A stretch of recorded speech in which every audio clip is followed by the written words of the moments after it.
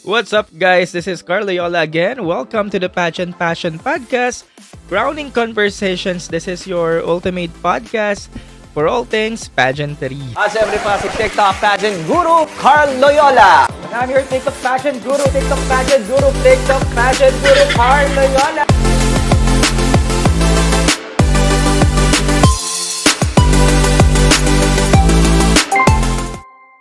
What's up? What's up? Good evening! Actually, na-miss ko yung ganitong eksena kasi yung mga recent uploads ko dito sa ating YouTube channel, dito sa ating podcast, kinuha ko dun sa TikTok live stream ko. So, pag nag-TikTok live stream ako, dina-download ko siya, tapos pinopost ko rin dito para isahang post na para ayun nga, nang sa ganun, medyo updated din tayo dito sa ating podcast, no? And then, for this episode, ayan, episode ano na tayo? Episode 36 na ata tayo kung hindi ako nagkakamali. And, tama, episode 36 na itong ipopost ko. And since November last year, nung nag-start ako post dito ng mga episodes dito sa aking YouTube channel. So, ayan, naka 36 na tayo. So, ang dami na, no? So, maraming salamat sa inyo, mga listener, mga viewers natin dyan. Kasi kung hindi naman dahil sa inyo, hindi magiging victorious tong ating podcasting. Itong ating pagpo-post ng mga videos. So, ayun yung latest video ko na in-upload ay itong about Dark Horse. Ayan. About Dark Horse, ayan. So, ayan yung latest na pinost ko. And then, since November of last week na nag-post ako ng unang episode ko, ayan. Though, existing na rin naman itong YouTube channel ko, pero 2020 kasi yung mga unang post ko about kung ano-ano lang, yung pandemic. Tapos, 2024, yun nga, last week of November, inopen ko ulit siya. Post ulit ako, ayan, ganyan. And then, na-monetize agad ako nung December of last week. So, parang isang buwan lang, na-reach ko kaagad yung watch hours na nire-required, which is yung 4K watch hours. So, na-reach agad natin yon. And then, na-monetize agad ako. Saktong-sakto, December 27. December 27 last year, birthday ko. Tapos na-receive ko yung email na, congratulations, pwede ka na mag-apply sa monetization. So, napakasaya. Klinik ko kaagad yung apply. Ayan. E di, January 3, ang bilis na approve agad. So, ayun. January 3, nag-start na mag-monetize yung channel. Yung post ko noong January 4, nag-earn na agad siya. Kasi monetize na siya agad. And then, January 3, 4, ayun. January 10, nag-request na ako ng PIN. And then, February 4, yan, dumating na yung aking PIN na pinakamahalaga talaga pag YouTuber ka. Kasi nga, ito papakita ko. Kasi nga, pag YouTuber ka, di ba? Masasabing YouTuber ka talaga na legit kapag na-receive mo na yung Google AdSense na PIN. Ayan. At masasabing sumisweldo ka na talaga. Sumisweldo. Ayan. Dahil nga dito nakasalala yung unang sweldo natin sa YouTube sa Google AdSense. So, ayun, natanggap ko siya nung February 4. Last week ata. So, hindi naman magiging posible lahat ng mga ito kung hindi dahil sa inyo, mga pageant fans. Ayun, maraming salamat sa suporta, sa pakikinig at sa panonood din ng mga pinopost ko every time na nagpo-post nga ako dito. So, ayan, lahat to ay dahil sa inyo. Kaya maraming salamat. Sobrang na-appreciate ko talaga siya. At talagang pagbubutihan pa natin at ang pagpo-post, yan, pag-iigihan natin. Para nang sa ganun, ayun, marami tayong mapag-usapan, lalo na ngayon na nag-uumpisa na ulit ang pageantry or ang pageant world. Pageantry pa. Teka lang, nawawala ako sa train of thoughts ko. Kasi ayun nga, very happy tayo at excited dahil nga, ayun nga, nakamit natin tong achievements natin sa pagpasok ng Pebrero. At hindi lang iyon dahil nga related din sa achievements, sa victory ang ating topic ngayon dahil nga yan, alam nyo naman na si Dia Mate ay nanalo ng Reina Hispano-Americana Filipinas title nung Lunes. So ayan, hope lahat tayo ay nasa winning season. Kayo rin dyan, mga viewers natin. Hope na nasa winning season din kayo ng inyong live. And kung hindi pa, alam naman natin na pasasaan din, papunta na rin tayo sa winning season, kaya mag-wait lang kayo ng winning season. Darating din yan. So ayun, pag-usapan na muna natin si Dia Mate. Kilala nyo naman si Dia, no? Kasi hindi na rin naman bago si Dia sa mundo ng pageantry. So, umpisahan na natin. Last year, nung na-appoint si Dia as the representative of the province of Cavite sa Miss Universe Philippines, hindi ganun kaingay yung kanyang candidacy. Pero nag-circulate siya sa social media kasi si Dia kasi may budget. So, marami siyang na-invite ng mga media friends and media na nagpunta nga sa kanyang sashing ceremony. So marami siyang na-invite kaya nag-circulate yung photos niya. Naging matunog din yung candidacy niya kasi nga yung jowa niya, 'di ba? Si JK Rowling, charis. Si JK na singer nga na isa sa mga bagets na sikat na singer dito sa Philippines, no?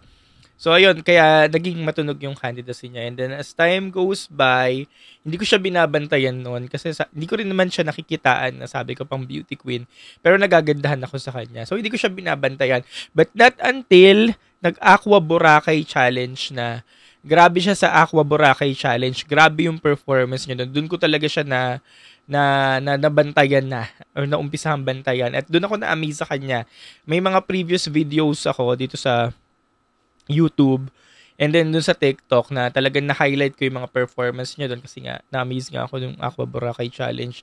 And then yung Sultan Kudarat na na-mesmerize din ako sa kanyang performance pero not to the point na naiakyat siya sa listahan ko.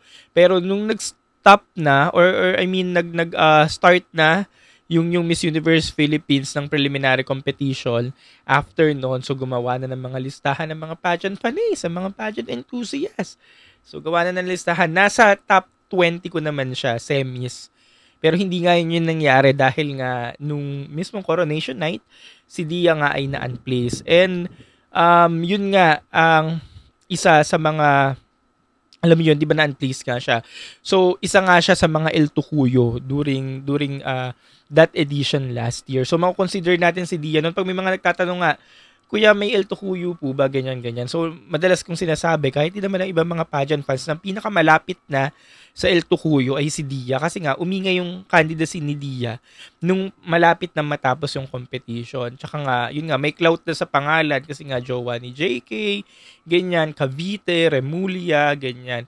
And, nung coronation night, eventually, dun kami nanonood sa lower box, yung mga nasa likod namin, nasa taas, mga fans ni Dia, mga pamilya niya, ganyan, hakot ni Dia, tapos, mga hakot ni Dia, tapos may mga hawak sila mga mukha ni Dia, yung mga poster, ganyan, tapos mga malalaking tarpaulin Dia, tapos biglang hindi natawag si Dia sa semis, tapos ayun, nalungkot silang lahat, ayun. Tapos, yun, kahit naman ako na-shock, sabi ko, ay, ba't walang Dia Mate, ganyan. Pero kasi nung time nung MUPH last year, ang daming mga placement na nahatak dahil sila yung mga nanalo ng sponsor award. So, siguro nagkulang na rin yung placements, hindi na rin umabot yung puntos ni Dia, kaya na-unplace na rin. So, ayun yung nangyari. Pero never say die nga, maganda naman yung naging MUPH stint ni Dia dahil nga doon nakilala siya, nagkaroon ng publicity. Alam niyo naman, ayun, nagkaroon na ng clamor yung pangalan niya. Kaya paglipat niya, 2 months later, July 2024, nag-over the backod siya sa Miss World Philippines. And then, yun na nga, may clamor na sa pangalan niya. Naging top contender na siya sa Miss World Philippines title. Pero ang natisod niya ng corona, yung Reina Hispano-Americana Pilipinas title. And yun nanalo siya, actually, may mga duda pa din naman sa kanyang pagkapanalo. Kasi nga, mukha nga daw hindi Latina si Dia. Actually, guilty rin ako. Isa ako sa mga guilty. Na sabi ko, kaya ba ni Dia makipaglaban? Kasi nga, alam naman natin or hindi naman sa atin lihim na nasa short side si Dia. I personally saw her sa mga activities back in the MUPH and guilty nga ako na isa ako sa nag-judge kay Dia. At yun, kaya hindi ko siya parang nakitaan ng potential for the RHA. Pero yung itsura niya, bet na bet ko kasi nga Pinay Oriental. Sabi ko, ka-prototype ni Winwin yung itsurahan pagdating sa aesthetic. Pero yung height, kasi nga vocal naman ako na gusto ko, talaga, or hinahanap ko sa mga beauty queen nasa taller side. Though, si Winwin kasi wala rin naman sa taller side, pero nanalo nga, diba? Pero kasi si Winwin, matangkad tingnan. So, ayun. Si Dia naman, pag pinagtapat mo sila, parang mas malaki pa rin tingnan siguro si Winwin. Ang konti lang naman. Konti lang. Pero ayun nga, pagdating ni Dia sa Bolivia, no, nalampaso niya lahat ng mga kalaban niya, no, and pati yung mga, yun nga, kagaya ko na medyo may duda sa kakayahan ni Dia, na lampaso din, no? Yung parang pinamukha niya rin sa akin. Tsaka sa ibang mga hindi nga naniniwala kay Dia na ito nga, na kaya kong lumaban at kaya kong makuha yung corona. So, dumating na nga si Dia sa Bolivia, no? Tapos, nakita mo yung mga kalaban niya, Ecuador, Venezuela, ayan. Yung mga Ecuador talaga. Yung Ecuador yung binabantayan ko din sabi ko, ito yung matinding mga kalaban ito. Pero sa huli, Venezuela yung naka-last two standing niya, no? Edi yun, laban-laban na. Napatunayan din natin na sa pageant na ito, dapat may talent ka talaga, no? Kasi si Winwin sumasayaw puro sayaw yan dun si Winwin nun Tapos si Dia, so ayun, kumanta, nag-opening act pa nga siya during the swimsuit. So ayan, kanta. Tsaka sa Rina Hispano kasi, ang daming activities, ang daming mga television show na pinupuntahan. So kailangan ma-showcase mo talaga yung talent mo. Kailangan may talent ka talaga, no? So si Dia, ginawa niya talaga lahat. Talagang pak. Ganun talaga si Dia, no? So ayun, from there, ayun, na-pick up na siguro siya ng organization na kayang-kaya. Talagang may charm yung bata, talagang kayang humabol hanggang dulo at kaya talagang kayang ipaglaban yung suot na sash at kaya makakuha ng corona. Kasi Dia trumabaho talaga. Ito naman talaga yung nakikita natin, no? Ito yung laging, pag yung girl talaga na minsan kahit may duda ka na, pero pag tumatrabaho talaga yung girl Hindi kasi lalamya-lamya si Dia sa Bolivia, talagang nagpakitang gilas kasi talaga Yun nga, nakatulong talaga, no? So minsan, kahit ano ba natutunan natin, kahit pagdudahan mo man yung isang delegate, no, kunyari may duda ka. Pero pag yung girl talaga tumatrabaho talaga, as in talagang inaakit talaga yung sarili niya. Nakita mo talaga nagtrabaho talaga si Dia simula day 1 hanggang finals. And yun, nakuha niya nga yung corona. Hindi pala talaga imposible lahat, no? So, basta nagkatrabaho talaga, basta ginagawa mo lahat, hindi ka lalamya-lamya, ayun, ganyan. Makukuha mo talaga yung corona. And ayun, nakuha nga ni Dia ang corona. Pero, yung bago yung finals, ang sinasabi ko, runner-up, okay na. Runner-up finish. Kasi lagi naman natin sinasabi, wag na mag-expect, ganyan. Basta, mag-hope ka lang nung medyo mababang title or crown. Wag na yung pinaka-top crown. Kasi nga, at least, pag hindi nga nakuha yung top crown, hindi ka masasaktan. So, sabi natin, wag na mag-expect, ganyan. So, sabi ko, kaya naman ni Dia maka-runner-up, pero yung title, parang hindi. Pero yun nga, grabe na tapos yung finals na nag-title si Dia. Tapos ang isa pang ko doon, sabi ko, 2017 kakapanalo lang natin, baka hindi ibigay, baka ikot ulit sa Latin. Kasi papayag ba ang Latin soil na magpanalo ng isang Asiana again after ilang years lang. So ayun, di pala talaga imposible no sa RHA, basta nagtatrabaho ka, no, basta nakitaan ka ng potential, na kapanapanalo ka, ipapanalo ka talaga nila, no.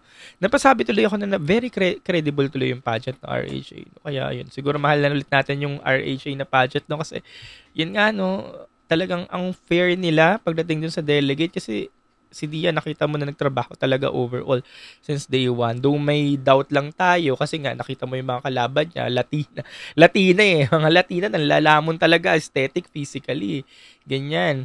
Tapos, syempre, Latin soil. So, yun yung duda natin. Pero talagang, pagkapanapanalo talaga, pinapanalo talaga nila, no?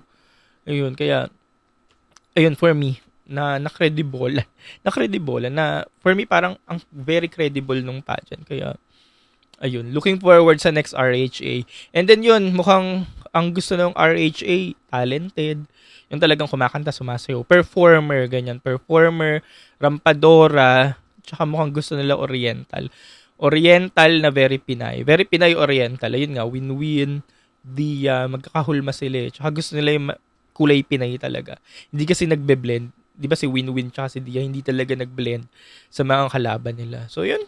Congrats, Dia Mate. Talagang pinatunayan mo na karapat dapat ka at kaya mong manalo kahit maraming hindi naniniwala sa'yo. Ayun, kayang-kaya mo manalo. At pinatunayan mong kaya mo malampaso. So, ayun, congratulations, Dia Mate, for earning the second crown of the Reina Hispano-Americana sa Bolivia. So yun na nga, kudos din kay Sir Arnold Vigafria dahil nga si Dia Matena ang pang-apat na nakakuha ng mataas na placement sa isang international pageant under ALV Circle of Pageants. So since 2024 year na, kasi March 2024 last year nakuha ni Maria Gigante ang corona ng Universal Women. Tapos, CJ Opiasa last year, naka-first runner-up sa Miss Grand International. And then si Jean Villasano, Face of Beauty title noong September or July. Top crown din yon. Tapos, this year, si Dia naman. So, pang-apat na siya na nakakuha ng top crown or ng title under the same organization, ALV. Tapos, siya naman yung pangatlong nakakuha ng mismong corona as the title holder. So, congratulations kay Sir Arnold. Dahil sa Sir Arnold naman talaga ay mukhang hindi nagkakamali sa pagpili ng kanya mga winners. Actually, naalala ko, sa Sir Arnold, golden year niya talaga noong 2017. Yun yung first time na na-acquire niya yung title na Reina Hispano-Americana, Multinational, Eco International, at, wait lang. Ayun nga, Reina Hispano, Eco International, tsaka Multinational. Kasi nga, the first time na na-acquire ni Sir Arnold ang Miss World Philippines franchise noong 2017 kasi nga 'di ba prior year 2016 na kay Cory Carino siya. So noong 2017 kinuha siya ni Sir Arnold tapos nagdagdag siya ng 3 title. And then eventually yung 3 title 'yon nanalo ng mga international title. Yun nga, si Winwin noong 2017 nanalo siyang Reina Hispano, Miss Eco naman Cynthia Tomalia nanalo siya, Corona. Tapos multinational si Sofia Senoron. So, noong 2017, 3 international title yung nakuha niya. Sa kaka-acquire niya pa lang ng international title. So, golden year yun ni Sir Arnold. And then, the following year, ayun nga, medyo naging maalat ang mga international crown kay Sir Arnold kasi ina-expect na makakakuha ng corona pero hindi nakakakuha ng corona dun sa mga ibang second tier crown na nakuha niya. Pero sa Eco International, madalas tayong nakakakuha ng corona doon. Ayun, magaling naman si Sir Arnold sa Eco International. And then sometimes pinupukol si Sir Arnold ng mga bashing kasi nga mahilig siya magpa-pageant ng ura-urada. Kunyari yung Miss World Philippines, ganito na yung date ng pageant. Tapos, ganito lang siya magpapapageant. Parang yung nangyari sa MGI, di ba? Yung parang after 1 week, lipad agad si CJ sa Thailand. So, mahilig siya ng mga on the spot or mga mabilisang mga pageant lang. So, yun naman yung hindi nagustuhan or hindi talaga nagugustuhan or kagusto-gusto ng 100% pageant fans at dun nga siya nababash. Pero, yun nga, kahit mabilisan yung mga nagiging pangyayari, magaling naman siya sa pagpili ng kanyang mga winners. Nababash din si Sir Arnold kasi nga, yung mga pageant niya nga, especially yung Miss World Philippines, matagal, lalo na nung pandemic. Yun nga, yung 2021 edition, sobrang haba, 6 hours, yung duration ng pageant. So, dun nga siya nabash ng malala. ng malala. Pero yun nga, bumabawi naman si Sir Arnold in terms of choosing her winner. Dahil nga si Sir Arnold, dito nga natin napatunayan na itong 2025 edition na talagang nakikinig siya sa gusto ng mga pageant fans, kung sino yung top contender, kung sino yung top favorites, at kung sino nga yung 100% gusto ng mga pageant fans, yun talaga yung nakokoronahan ni Sir Arnold. Talagang walang duda. O, ikaw ang favorite, ikaw ang maraming fans. So, yung corona. So, yun naman ang ginagawa ni Sir Arnold. And then, ayun, yung production naman ng mga pageants niya, talaga namang ine-elevate rin naman up to the highest level. Kung talagang kayang i-elevate naman. And, ayun, talagang nakikinig rin siya. At talagang open sila sa mga constructive criticism ng mga pageant fans. So, again, congrats sa ALV Circle of Pageants. Dahil ito na yung pang-apat yung highest placement since last year. And congrats for keeping us pageant fans on the loop sa mga happenings at sa mga nangyayari at sa mga gusto pa nating makita or gusto pa makita ng mga pageant fans sa inyong pageant. And syempre again, congratulations sa nag-iisang Dia Remulla Mate of Cavite for bagging the second Reina Hispano-Americana crown for the Philippines. Talagang tagumpay mo, Dia. Ay tagumpay din nating lahat at syempre mga pageant fans na 100% sumusuporta sa iyo. Yun, maraming salamat for raising our flag and for fighting hanggang dulo para nga dito sa competition talaga namang nilampaso mo ang mga Latina sa kanilang mga lungga. Ayan, maraming salamat, Dia. So again guys, thank you so much for tuning in for today's episode of the Pageant Passion Podcast. So sa mga susunod nating episode, magpo-post din ako, pero yung mga, siguro yung kadalasan ng mga ipopost ko, yung mga live stream ko rin dun sa kabilang app. So ayan, madalas po ako dito. So if you have time, please visit me here in my TikTok page. Ayan, nandito naman yung mga short clip ko. Pero yung mga short clip, na-upload ko rin naman dito sa YouTube. Pero madalas ako dito naka-live stream, especially now na MUPH season na. So again, my name is Carl Loyola. Thank you so much again sa support, and makita-kita ulit tayo sa mga susunod na upload ko. Bye! Siyempre pa si TikTok Pageant Guru, Carl Loyola. And I'm your TikTok Pageant Guru, TikTok Pageant Guru, TikTok Pageant Guru, Carl Loyola.